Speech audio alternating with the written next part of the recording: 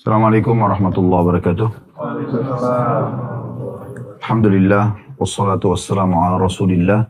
Segala puji dan puja kehadirat Allah subhanahu wa ta'ala, juga salawat dan taslim kepada Nabi besar Muhammad sallallahu alaihi wa ala alihi wa sahbihi wasallam.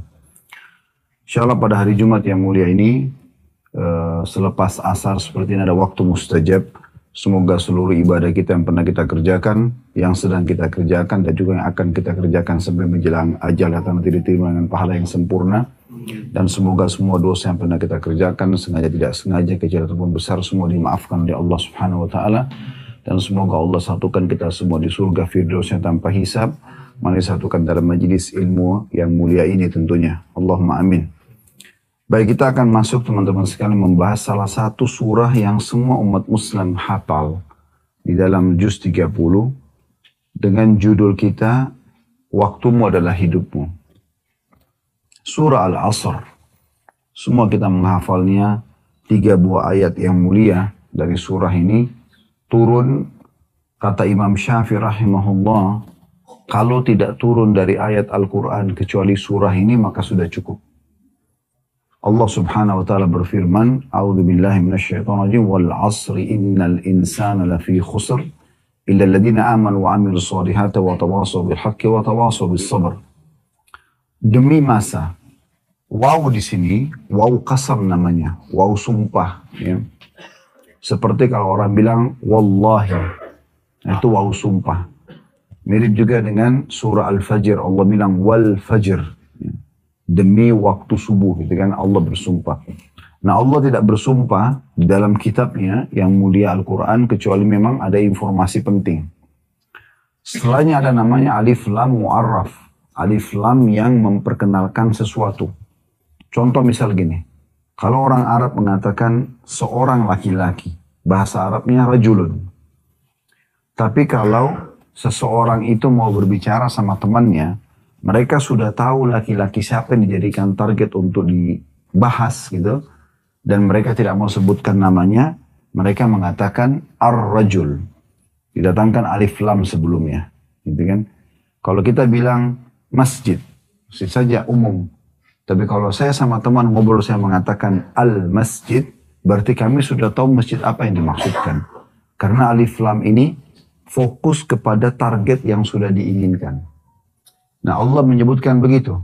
Di sini Allah tidak bilang wa asr, demi waktu. Tapi Allah datangkan alif lam wal asr. Berarti Allah inginkan waktu tertentu. Dan di sini ulama mengerucutkan kepada waktu kalian semasa di dunia. Umur yang sudah Allah kasih. Maka jaga baik-baik, maksimalkan baik-baik. Jangan sampai dipakai pada kemaksiatan ataupun hal yang sia-sia. Itu maknanya.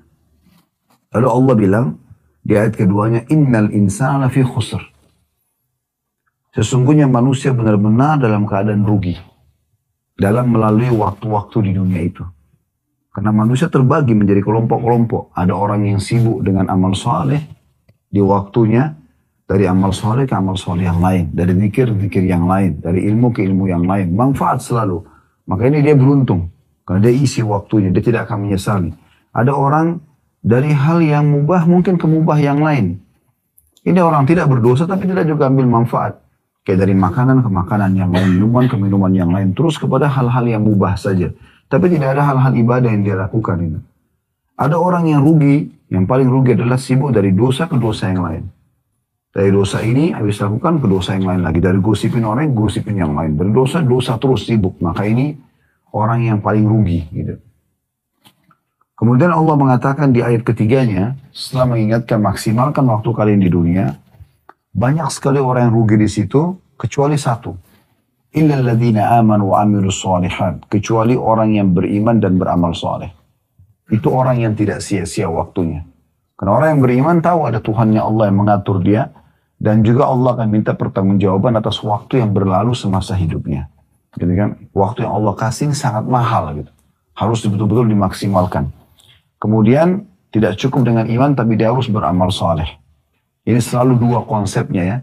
Kalau orang beriman tidak beramal saleh tidak manfaat juga imannya. Karena harus diisi dengan amal saleh. Orang beramal saleh tapi tidak beriman, Dia sholat, dia puasa, tapi dia orang non-muslim, tidak diterima. Maka dua ini harus. Allah mengatakan kecuali orang beriman dan beramal soleh, maka watawasaw bil haqqi watawasaw bis sabr. Saling berwasiatkanlah kebenaran ini dan saling berwasiatkanlah ya agar bersabar mempertahankan kebenaran itu. Nah, ini kurang lebih ayat yang akan kita bahas insya Allah. Nah, teman-teman sekalian, dalam Islam kita dibolehkan melakukan hal-hal yang mubah, tapi tidak boleh berlebihan, gitu kan? Cukup sesuai dengan kebutuhan. Kayak misalnya kita lagi makan siang atau sarapan pagi atau makan malam, secukupnya kita pakai waktunya. Jadi nggak perlu kita pakai sampai 2-3 jam duduk hanya untuk makan habisin waktu. Padahal sebenarnya kita hanya butuh setengah jam maksimal sudah cukup misalnya. Maka coba maksimalkan kegiatan yang lain, sibukkan kepada yang lain. Kalaupun kita harus masuk kepada hal yang mubah seperti tidur, mandi, ya, makan tadi, maka pakai secukupnya. Tidur juga pada saat kita butuh. Makan pada saat kita butuh kita. Selebihnya usahakan hal-hal yang bermanfaat. Dan jangan pernah sibukkan diri di waktu-waktu itu dengan dosa-dosa. Karena nanti akan diisi dengan penyesalan.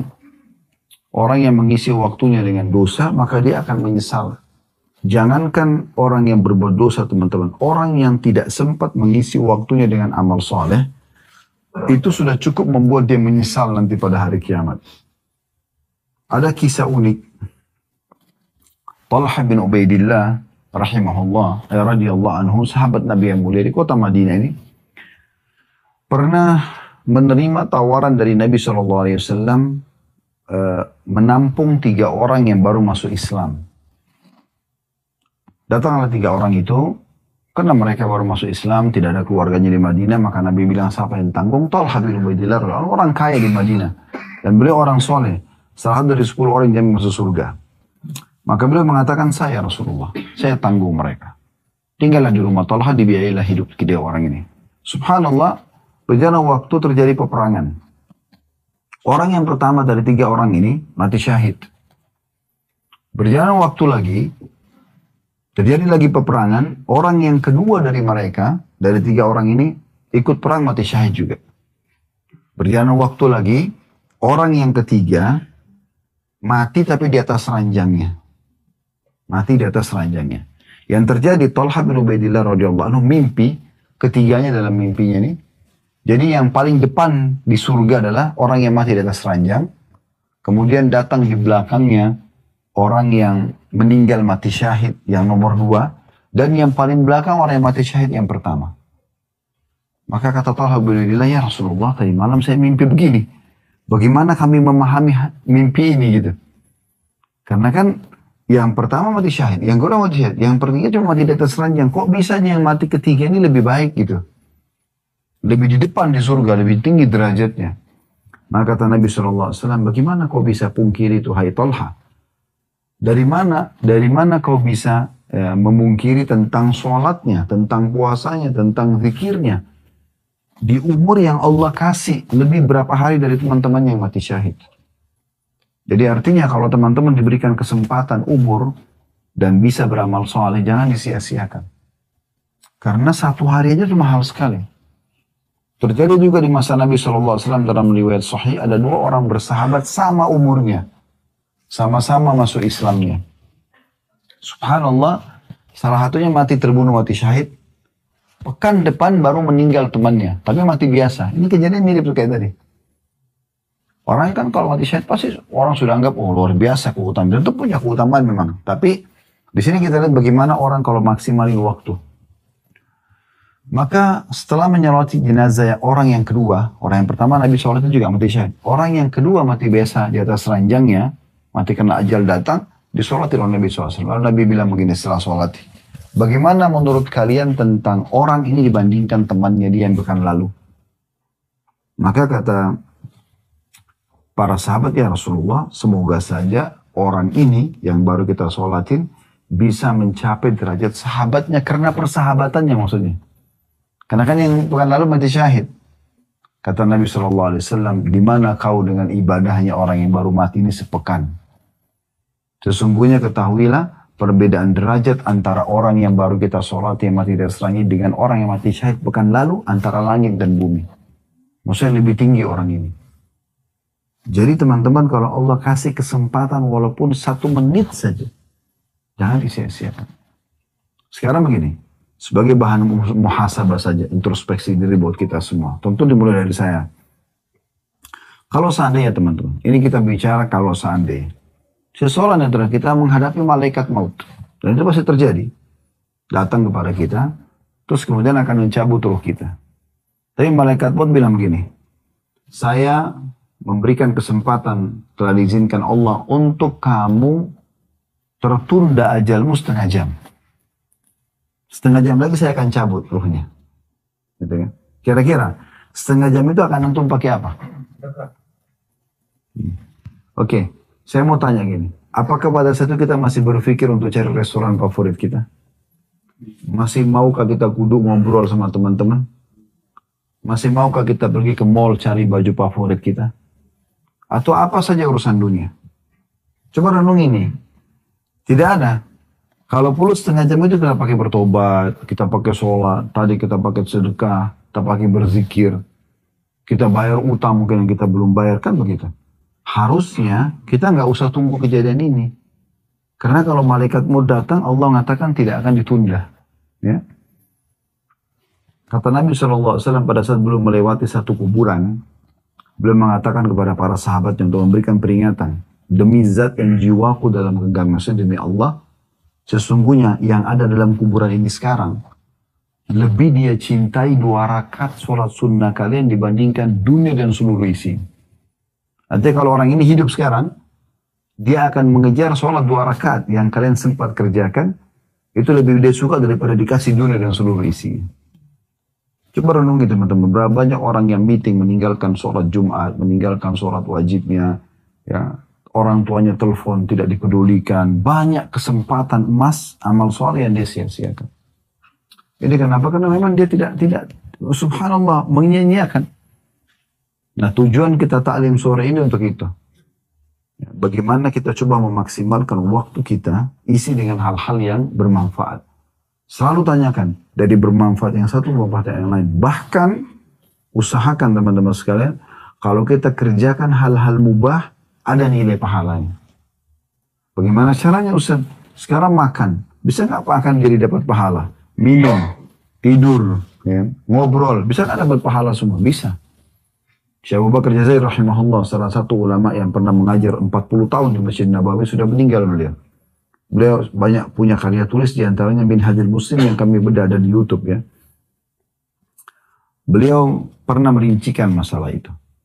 Bahwasanya hadis Nabi SAW, innamal amalu binniyat, semua sesuai dengan niat, wa innamal likulli imri'in ma nawa, semua orang akan dibalas sesuai dengan niatnya. Ini menandakan dari hadis ini, bisa saja seseorang dengan niatnya itu dia mengalihkan sesuatu yang mubah menjadi sunnah. Contoh misal, kalau kita ngantuk dan kita katakan, ngantuk, tidur langsung. Hanya sekedar ingin menghilangkan ngantuk atau capek kita. Mubah. Nggak dosa, nggak pahala gitu kan. Tapi ini bisa kita ubah menjadi pahala. Bagaimana caranya? Niatkan dalam hati, kalau tidur yang akan kita kerjakan itu untuk memberikan hak tubuh yang Allah amanahkan. Kita niat begitu, ini sama niat saja nih. Pengalian niatnya gitu kan. Maka akhirnya tidur kita yang 6 jam, 7 jam ini itu akan ya, berubah menjadi pahala. Karena kita nggak mungkin ngantuk kecuali memang penciptanya. Allah yang memberikan kita rasa ngantuk. Sinyal kalau tubuh kita sedang butuh istirahat kan begitu.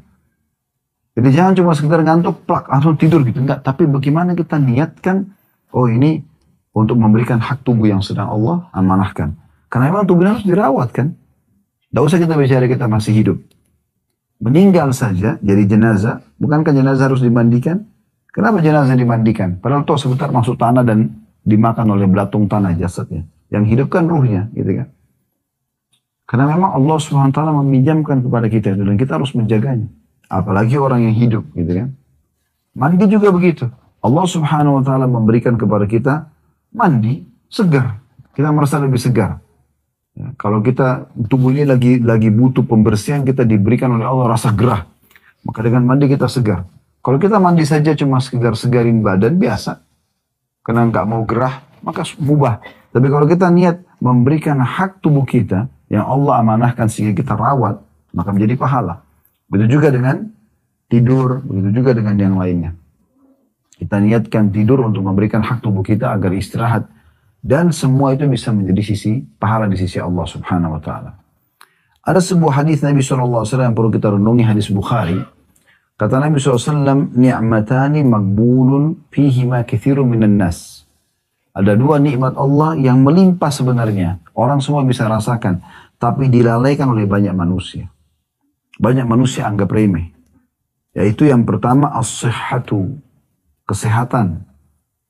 Dan yang kedua, wal faraq. Waktu lowong. Ya. Jadi waktu lowong ini teman-teman bukan untuk dipakai buang-buang gitu. Tapi dipakai hal yang bermanfaat.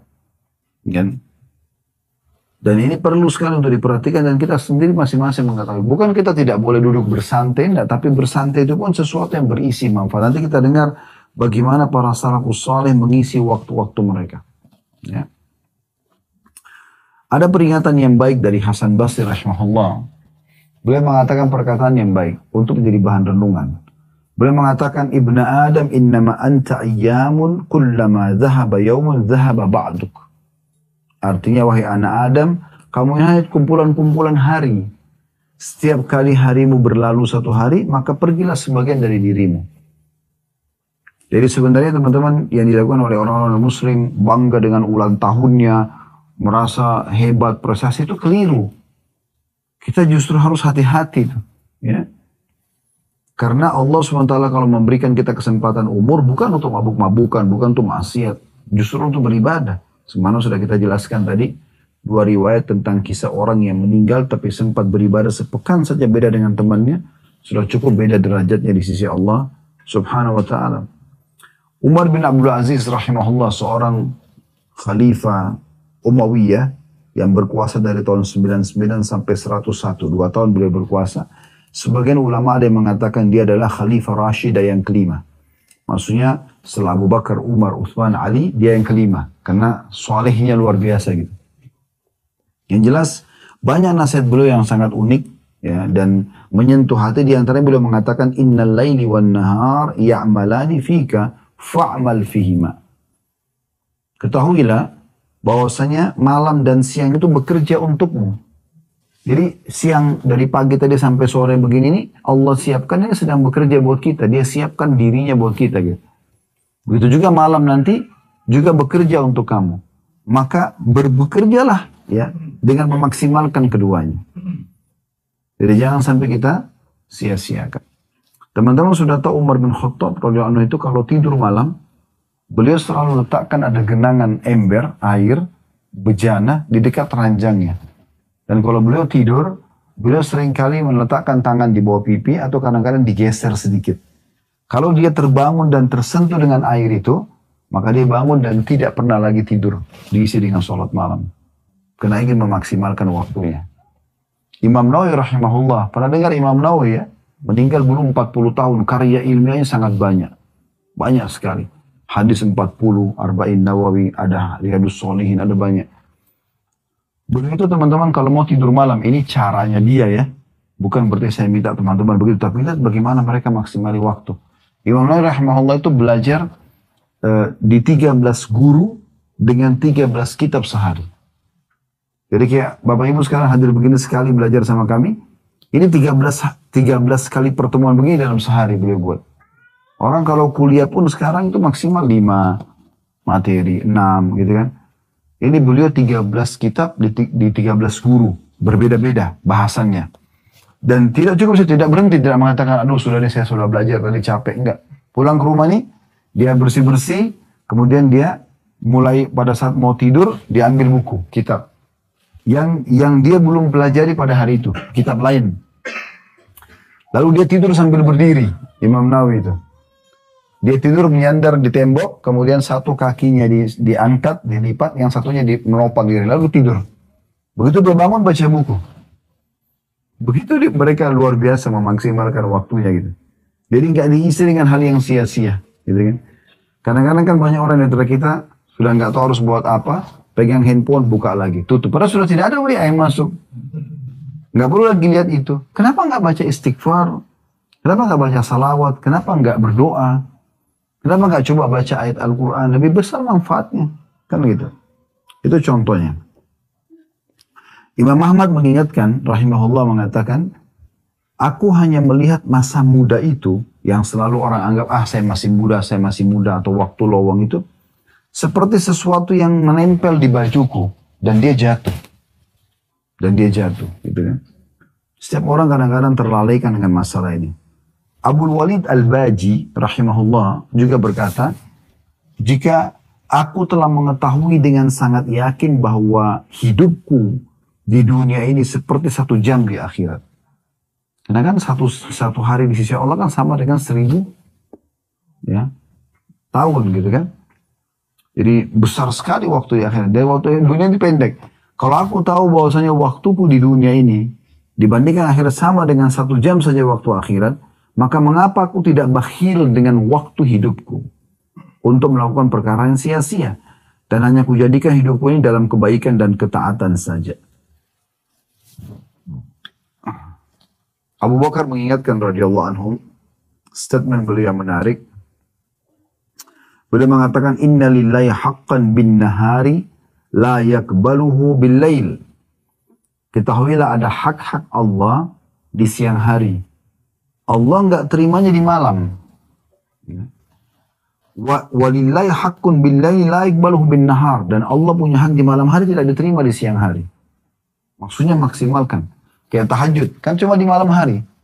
Sekarang kalau kita luputkan tahajud itu, berarti kita nggak bisa kerjakan sekarang. Begini rasional teman-teman sekalian. Kalau ada peluang amal soleh jangan disia-siakan. Karena peluangnya tidak terulang. Tidak terulang. Contoh misal, ada orang tidak sholat subuh tadi misalnya di masjid. Contoh saja. Ya. Itu kota yang besar, dia tidak sholat subuh. Anggaplah dia punya uzur misalnya. Ketiduran lah apa segala macam. Dia tidak berdosa karena dia ketiduran. Dia sholat di kamarnya misalnya atau di rumahnya. Baik. Perlu diketahui dan disadari oleh dia bahwasanya subuh itu akan dia temukan di catatan amalnya hari kiamat tidak sholat berjamaah di masjid.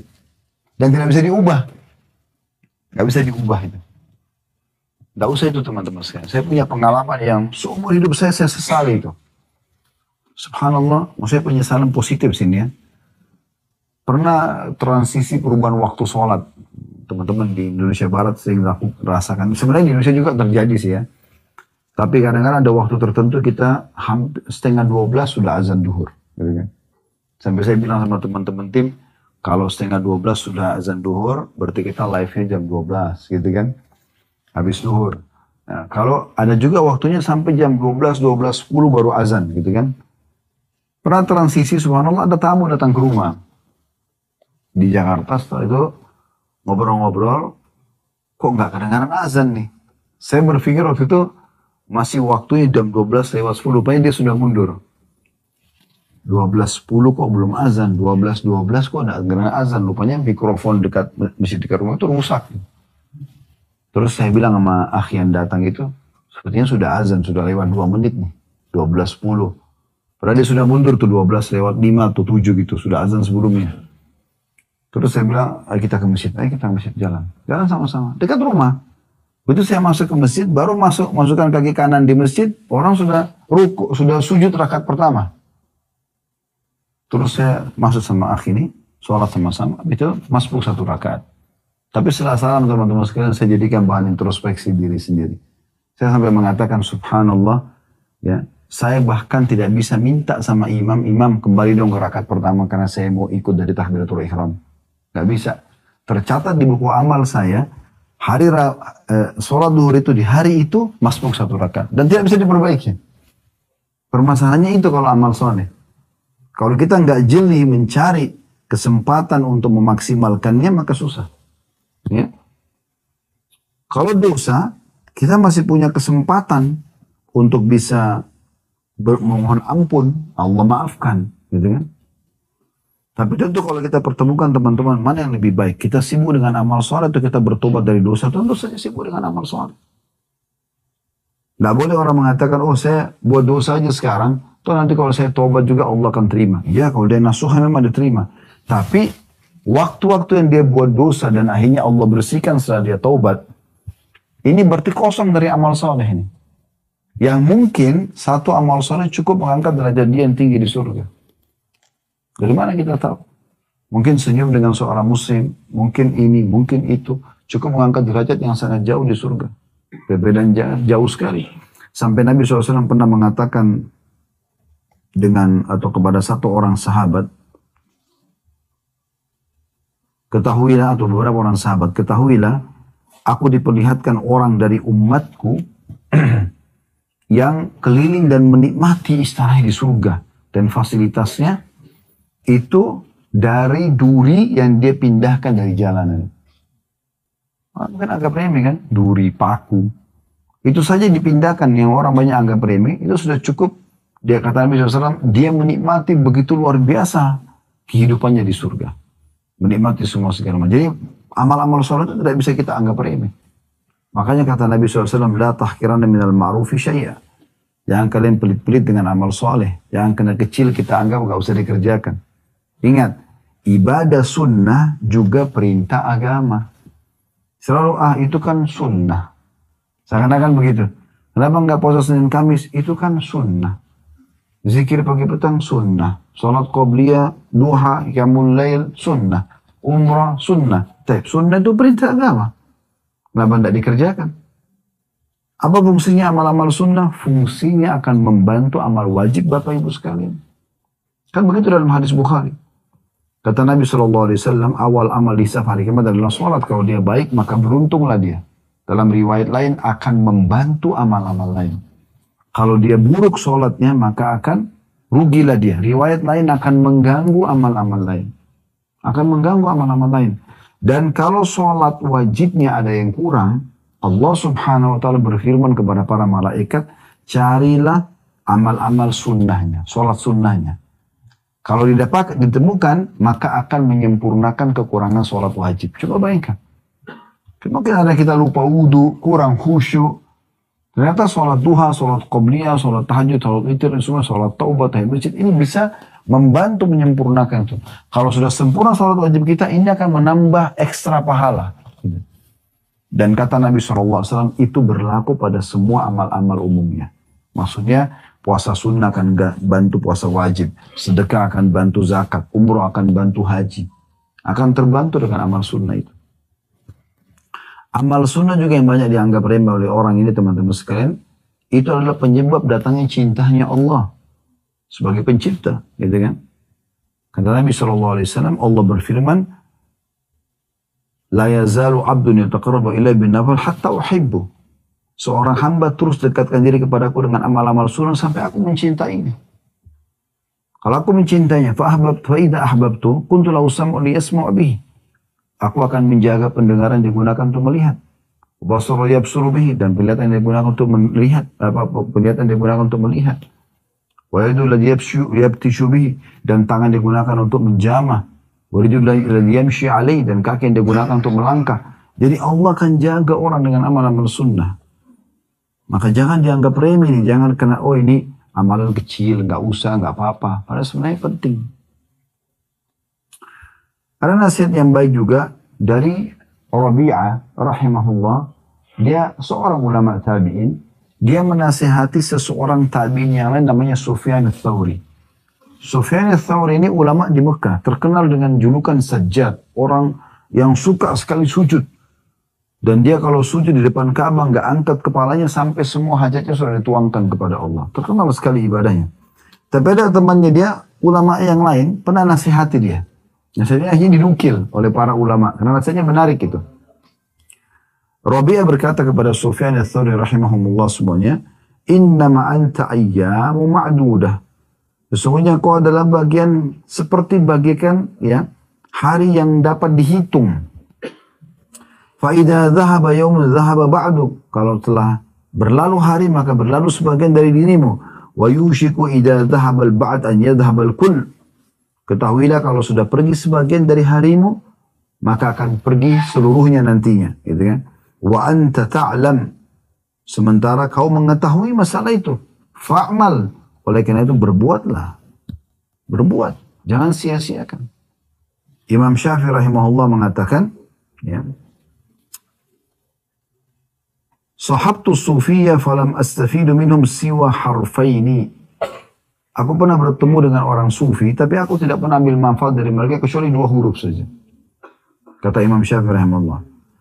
Ahaduhuma qauluhum, salah satu dari 2 manfaat itu adalah perkataan mereka yang sering mereka saling nukil.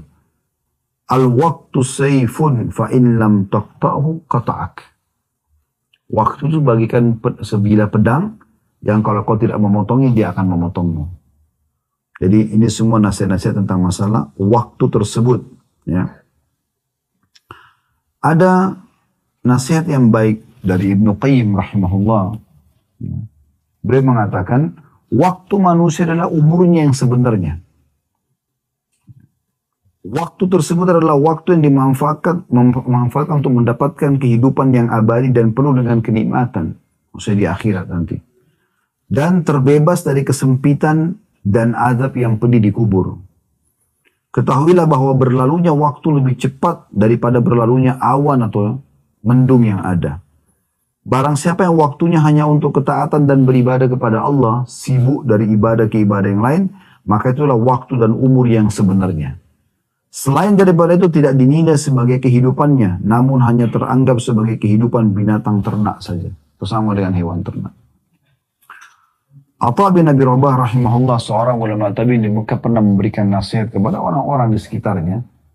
Dia mengatakan, harusnya seseorang antara kita malu pada saat dipaparkan buku amalnya hari kiamat. Dia tidak temukan, tidak usah bicara masalah ketaatan, enggak urusan yang bermanfaat secara duniawi, juga enggak ada urusan hal ya akhiratnya. Maka semuanya sia-sia. Ada orang begitu, subhanallah, duduk, ngobrol kosong yang tidak ada manfaatnya sama sekali. Nah. Sampai ada seseorang dari ulama salaf, beliau pernah jalan melewati sebuah tempat, ya. Dan beliau lihat ada orang lagi duduk di warung kopi, duduk main dadu, main kartu, ngobrol. Ngobrolnya itu aja berputar-putar terus, gitu ya. Maka beliau sambil menghadap ke murid-muridnya dan berkata sebuah nasihat yang menarik gitu. Beliau mengatakan, kalau seandainya waktu mereka bisa dibeli, aku akan beli. Kalau orang-orang ini yang duduk ngobrol kosong ini bisa jual waktunya, aku akan beli waktunya. Tapi orang kan tidak bisa, masing-masing sudah punya waktu tertentu. Waktu Bapak Ibu tidak bisa saya pakai, Bapak Ibu tidak bisa pakai waktu saya. Maka kita harus memaksimalkan waktu yang Allah berikan itu. Karena memang waktu ini sangat terbatas, jadi harus betul-betul kita isi dengan hal-hal yang bermanfaat. Kemudian juga Hasan Basri berkata dalam sebuah statement yang menarik ya. Kalau tadi yang nasihatin yang bilang kalau mau beli waktu itu namanya Jamaluddin Al-Qasimi rahimahullah. Sebagian salaf pernah, kalau mereka masuk ke WC, kalau mereka masuk ke WC, mereka suruh anaknya di depan pintu WC baca kitab. Sambil dia dengar. Dia nggak baca, tapi dia suruh anaknya baca supaya dia dengar. Jadi duduk pun lagi buang air besar, itu nggak buang waktu kosong. Tetap dia dengarin ilmu gitu. Tapi dari luar, bukan dalam WC-nya. Begitu mereka maksimalin waktunya. Hasan Basri pernah menasihati mengatakan, Ibnu Adam, iyyaka wat taswif.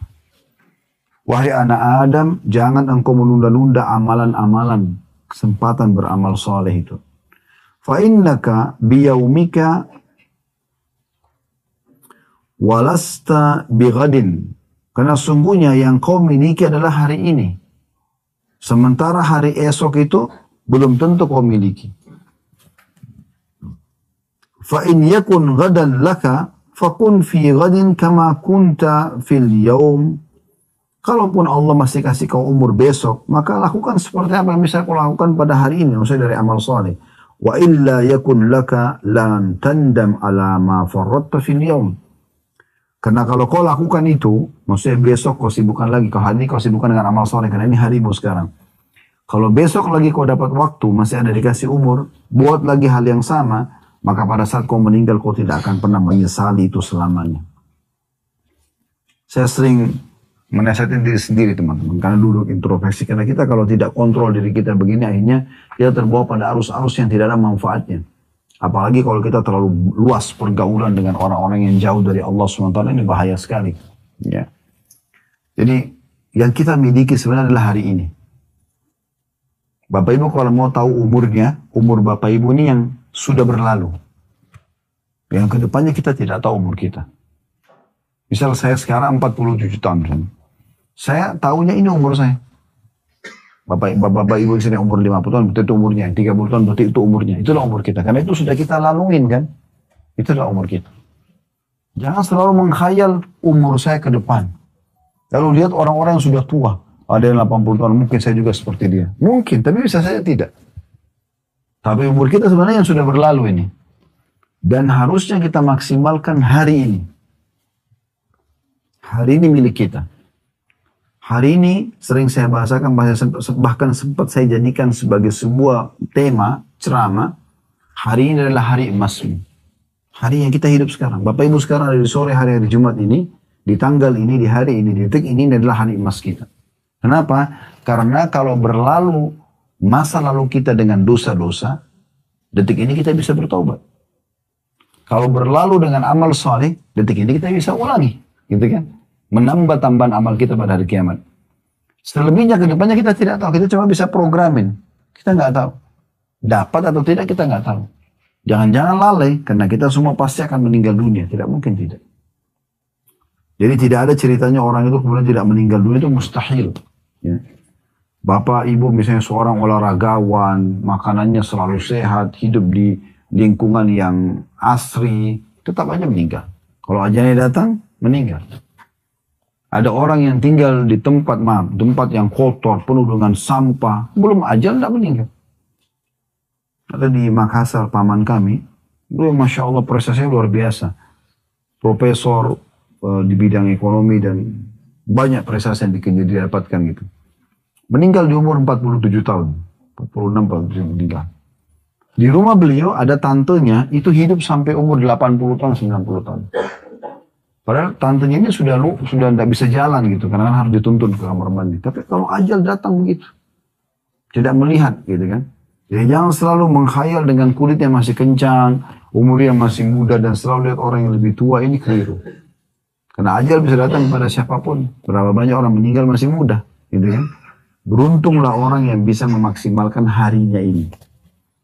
Nah, saya mengajak dari saya dan teman-teman sekalian, kalau hari-hari lalu kita punya dosa, kita bertobat kepada Allah SWT. Ada amal soleh, sekarang kita maksimalkan dengan amal soleh tersebut. Jangan pernah berhenti untuk beramal soleh. Jangan pernah berhenti untuk menuntut ilmu. Isi terus dengan hal-hal yang baik. Dan jangan merasa terlambat.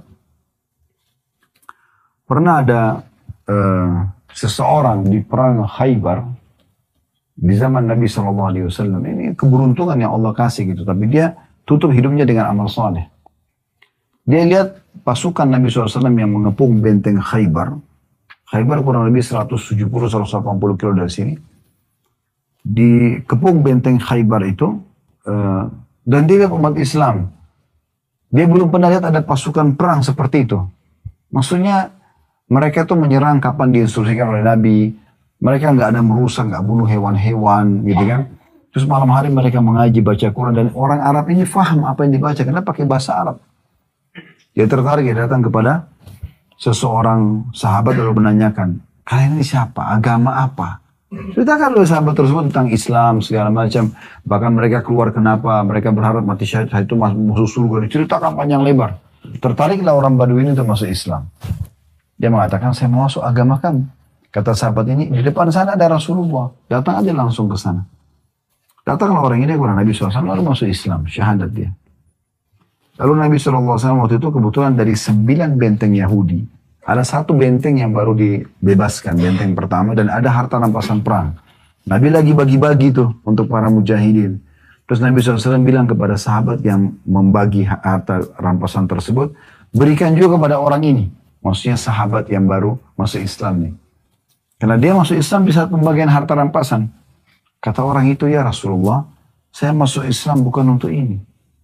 Saya masuk Islam karena saya mengejar apa yang sahabat-sahabat Anda kejar.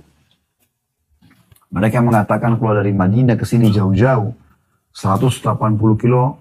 Zaman itu pakai kuda atau jalan kaki kan jauh sekali. Kalau kita sekarang pakai mobil mungkin lah. Kecepatan 100 km per jam mungkin bisa 1,5 jam atau 2 jam sampai gitu. Saya ingin seperti mereka. Saya berharap ada anak panah Yahudi lepas dari benteng ini, tunjuk benteng itu. Lepas kemudian kena dada saya di sebelah sini, dia tunjuk titik dadanya, dan tembus di sini. Kemudian saya mati saya masuk surga. Kata Nabi SAW, Allah akan berikan kalau kau ikhlas. Kalau kau tulus, Allah kasih itu. Gitu kan?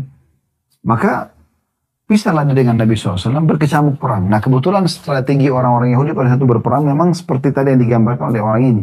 Dia saksikan dari awal peperangan. Jadi mereka itu tidak berani menghadapi muslimin secara langsung, mereka lepaskan anak-anak panah dari dalam benteng, gitu kan. Serang umat Islam, sekian ratus, sekian ribu anak panah mungkin dilemparin, gitu kan. Ya nasib-nasib kan, kalau membunuh ya mereka terima itu yang mereka harapkan. Yang jelas ada satu anak panah lepas di antara sekian banyak anak panah dan kena orang ini. Subhanallah, anak panah itu kena di titik yang dia tunjuk. Di dada sebelah kirinya tembus di tempat yang dia tunjuk. Waktu selesai serangan panah orang-orang Yahudi, Nabi SAW kumpulin jenazah yang mati terbunuh dari sahabat. Dan antaranya orang ini.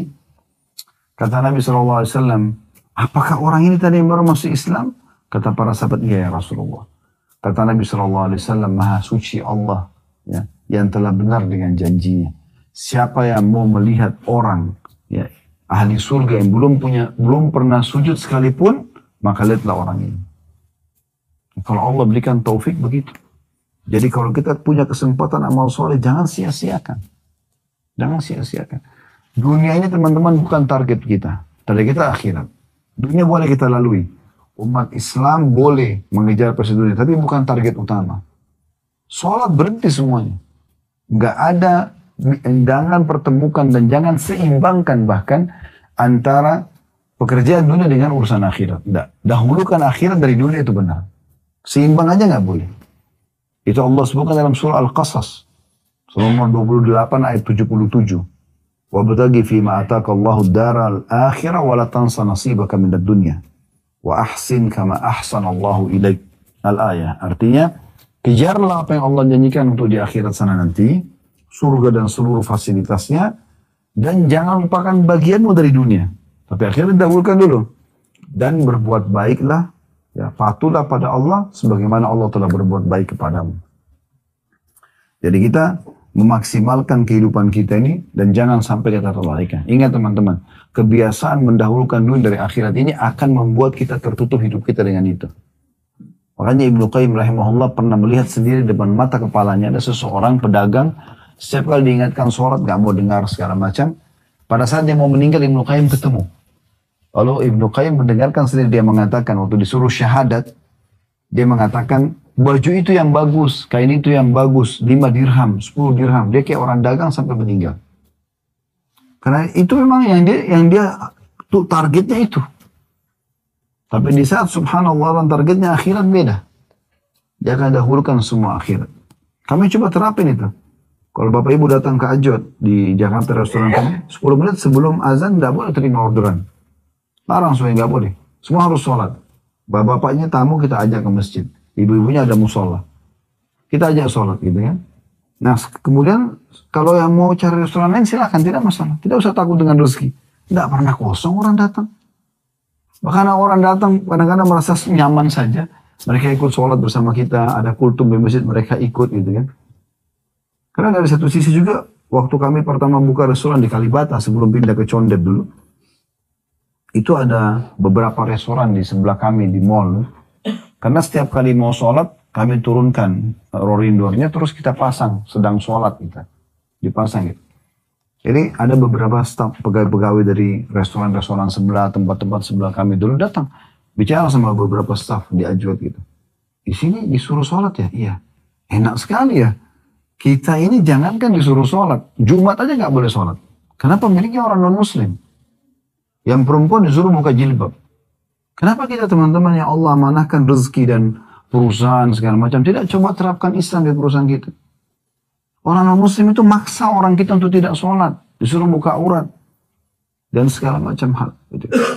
Kenapa kita tidak coba ini? Nah ini kita perlu dahulukan akhirat itu daripada dunia. Gitu kan? Wajibkan. Kalau kami wajibkan untuk ada program tahfidz Quran. Tahsin. Mereka belajar dulu Al-Quran. Mereka tahfidz Quran. Bahkan kalau bisa hafal Quran dalam 2 tahun kita kasihin uang bonus. Kasih 10 juta uang. Gitu kan? Jadi ada yang datang kerja sama kami itu hanya mau ikut tahfidz Qurannya saja. Kenapa kita tidak coba buat program begitu? Dan ternyata dengan kita arahkan mereka ke agama, itu pekerjaan juga berpengaruh sekali. Karena dia sudah tahu hubungannya dengan Tuhannya gitu. Nah ini contoh-contoh juga dalam pemaksimalan waktu itu. Nah ini Ibnu Qayyim rahimahullah menyampaikan kisah ini betul-betul kisah yang terjadi di masa beliau. Dan bagaimana dia lihat dengan mata kepalanya gitu.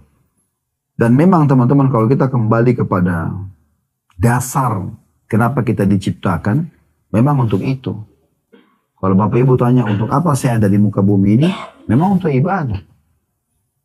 Apakah saya diciptakan untuk sholat Ustaz, untuk puasa, untuk sedekah, untuk mengaji, untuk duduk majelis ilmu, untuk bakti sama orang tua, untuk jenguk orang sakit? Jawabannya iya. Memang untuk ini kita hidup. Bukan untuk yang lain gitu. Jadi kalau ada orang menomor 2 kan ibadah, kemudian dia dahulukan urusan yang lain, maka ini berarti tidak paham tujuan hidupnya. Itu yang Allah sebutkan dalam surah Az-Zariyat. Surah nomor 51 ya. Di ayat 56 sampai 58. Wa ma khalaqtul jinna wal insa illa liya'budun. Aku tidak ciptakan jin dan manusia kecuali untuk beribadah kepada Aku. Ma uridu minhum rizqin wa ma uridu minhum an yut'imun. Aku tidak pernah berharap mereka memberikan aku rezeki, kata Allah dengan ibadah itu. Dan aku juga tidak ingin mereka memberikan aku makan. Innallahu warrazzaqu dzul quwwatil matin. Allah itu zat yang maha perkasa dan juga ya pemberi rezeki. Pemberi rezeki dan sangat kuat, sangat kokoh, enggak butuh dengan makhluknya. Allah itu samad. Allah yang tidak berbutuhkan pada siapapun dan semua bergantung pada Dia. Dan Allah menyebutkan juga dalam surah Al-Mu'minun ayat surah nomor 23 ayat 115. Afahasibtum annama khalaqnakum abathan wa annakum ilaina la turja'un. Apakah kalian mengira kami menciptakan kalian sia-sia dan tidak akan kembali kepada kami? Itu enggak mungkin, gitu kan? Jadi harus kita sadari ini tujuan awal kita diciptakan. Dan memang untuk ibadah. Jadi Bapak Ibu longin waktu untuk pergi umroh begini, sebenarnya ini tujuan hidup memang. Ini bukan karena ngisi waktu, bukan. Tujuan hidup memang untuk ini. Untuk haji, untuk umroh, untuk sedekah, duduk di majelis ilmu seperti ini. Bukan di waktu lowong, bukan. Memang harus didawangkan waktunya. Memang tujuan kita untuk itu hidupnya. Ingat teman-teman, sebagai penutup kita akan buka pertanyaan setelah ini. Penyesalan akan ada di akhir. Penyesalan selalu datang terakhir. Dan jangan pada saat itu sudah datang baru kita menyesal, nggak ada gunanya. Jangan tunggu penyesalan terjadi. Banyak ayat Al-Quran menyebutkan tentang masalah penyesalan, gitu kan? Banyak sekali. Dan ayat-ayat tentang masalah ini betul-betul sangat gamblang, sangat jelas. Gitu. Di dalam surah Al-Mu'minun ayat 99 Allah mengatakan gitu. Qala rabbi irji'un. Ayat 100-nya la'alli a'malu salihan fima tarakt. Orang-orang nanti pada saat mau wafat dari orang-orang kafir, orang yang banyak berbuat dosa, mereka mengatakan, wahai Tuhanku, kembalikan aku di dunia. Semoga saja saya bisa beramal soleh. Dari amal-amal soleh yang aku sia-siakan. Mereka begitu, tapi kita jangan tunggu ini. Bapak Ibu sore ini mendengarkan dari kami, ini peringatan dari Allah Subhanahu Wa Taala. Ya, jangan tunggu nanti kematian datang baru kemudian kita menyesal, itu nggak ada gunanya. Dan di akhir surah Al-Munafiqun juga begitu Allah sebutkan. Ya. Wa anfiqu mimma razaqnakum min qabli an ya'ti ahadakumul maut fa yaqulu rabbi laula akhartani ila ajalin qaribin fa asaddaq wa akun minas salihin. Allah SWT mengatakan infakkan, keluarkan apa yang kalian miliki itu. Dan jangan sampai seseorang dari kalian datang ajalnya baru dia mengatakan, ya Allah, tolong terlambatkan beberapa saat saja supaya aku bisa bersedekah dan aku termasuk orang-orang saleh. Kalau Allah bilang wala yu'akhirallahu nafsan idza jaa ajaluha. Tapi ketahui Allah tidak akan mungkin tunda ajal orang kalau sudah datang. Wallahu khabirun bima ta'malun. Allah akan memberitahukan apa yang kalian kerjakan. Jadi jangan tunggu penyesalan itu datang baru kita mau menyadari. Gak ada gunanya. Mumpung sekarang. Dan ingat teman-teman. Allah tidak akan pernah turunkan tangan dari langit untuk memberhentikan kita dari kelalaian kita atau maksiat kita. Ada orang begitu. Kenapa kamu nggak tobat? Iya ya, kapan ya? Seakan-akan tunggu Allah turunkan tangan berhentiin dia. Itu nggak mungkin. Peringatan Allah sudah ada dari dalam kitab Al-Quran. Peringatan Allah dari lisan Nabi Muhammad SAW. Nabi sudah meninggal, dilanjutkan oleh para dai dan para ulama. Harusnya kita menyadari, sudah ada. Ya. Nanti teman-teman di akhirat, orang kalau masuk neraka itu, masuk dalam neraka dalam kondisi yakin dengan keadilan Allah. Dia tahu karena Allah tidak pernah suruh dia berbuat dosa, dia buat sendiri, dia zalimi dirinya. Dia lah yang riba, dia lah yang mencuri, dia yang menggibah, dia yang memfitnah, dia yang memukul, dia segala macam. Maka dia rasakan akibat perbuatan. Jadi Allah tidak pernah menzalimi siapapun. Oleh karena itu selamatkan diri kita sendiri teman-teman. Tidak ada yang bisa menyelamatkan. Kami dan teman-teman dai yang lain cuma bisa teriak-teriak seperti ini. Keputusan di tangan Bapak Ibu sekalian. Beruntunglah orang yang mendengar kemudian dia merenungi lalu menerapkan dalam hidupnya. Itu berarti keberuntungan buat dia. Gitu kan? Tapi orang kalau cuma sekedar mendengar kemudian menganggap ya sudahlah, ya bahasan itu, ya bagus ya, cuma sebatas itu, tidak ada manfaatnya buat dia. Jadi tidak membawa pada perubahan. Padahal sebenarnya majelis ilmu diharapkan ada perubahan. Kalau teman-teman berubah dari majelis ilmu merasa ada rasa takut kepada Allah, ada rasa menyesal terhadap waktu yang terlalaikan atau amal soleh yang terlewatkan, maka itu target daripada majelis ilmu itu sendiri.